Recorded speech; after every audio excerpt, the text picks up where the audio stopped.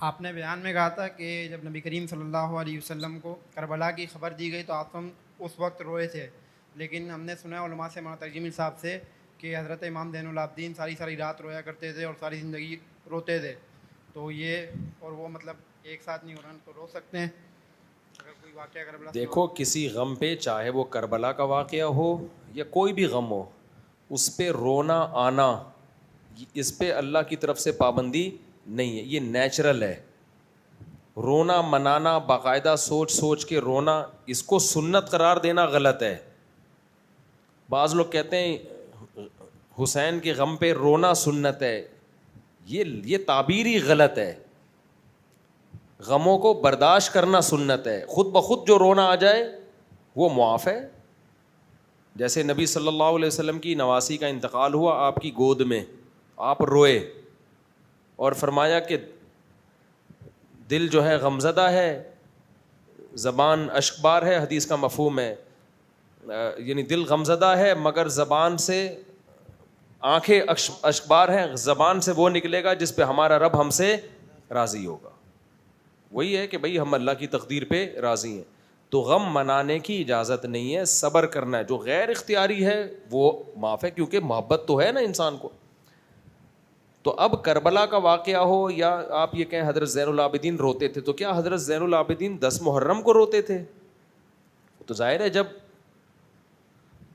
یاد آئی ہوگی تو اس وقت ان کو رونا آ جاتا ہوگا، انہوں نے بھی صبر کرنے کی کوشش کی ہوگی. تو اس لیے اسلام میں خوشیوں کے دن ہیں، غموں کا دن ایک بھی نہیں ہے. اسلام میں ایک بھی نہیں ہے غم کا دن. 2 عیدیں ہیں خوشیوں کی، غم کا نہیں ہے. غم میں کیا ہے؟ جب غم پہنچا ہے تو صبر کی کوشش کرو. جو غیر اختیاری غم ہو رہا ہے وہ اللہ کی طرف سے معاف ہے.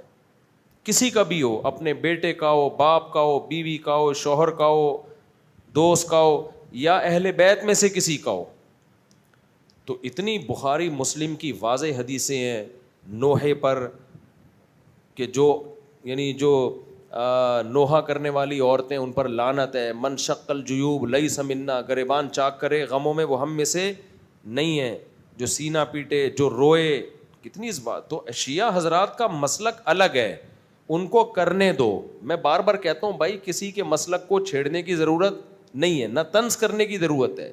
تو اب اس میں کیا ہے کہ جو اہل سنت والجماعت ہیں ان کے ہاں میت چاہے اہل بیت کی ہو یا کوئی بھی، اس پہ نوحہ کیا ہے؟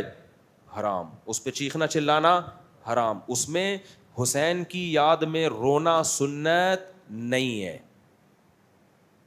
اب حضرت مولانا طارق جمیل صاحب ہمارے لیے قابل احترام ہیں، لیکن ان کی یہ دلیل بالکل سطحی دلیل ہے کہ نبی بھی روئے تھے تو حسین کی یاد میں رونا سنت ہے. بھائی نبی تو اپنی نواسی کے انتقال پہ بھی روئے تھے، تو کیا جب بھی وہ ڈیٹ آئے گی تو آپ بھی روئیں گے کیا؟ حضرت نبی کی نواسی کی جس دن انتقال ہوا تھا، نبی صلی اللہ علیہ وسلم سیدہ خدیجہ کی وفات پر بھی روئے ہوں گے، تو کیا جب بھی حضرت خدیجہ کی وفات کا دن آئے گا تو ہم روئیں گے؟ یہ تو بالکل ہی ایک سطحی سی حضرت نے بات کی ہے. اہل بیت کی محبت ہے حضرت کے دل میں تو جذبات میں کہے گا وہ. تو مسئلہ ویسے بھی مفتیوں سے پوچھا جاتا ہے جو پراپر افتاء کا کام کر رہے ہیں. تو اس لیے ہماری رائے میں حضرت کی سے مسٹیک ہوئی ہے، غلطی ہوئی ہے.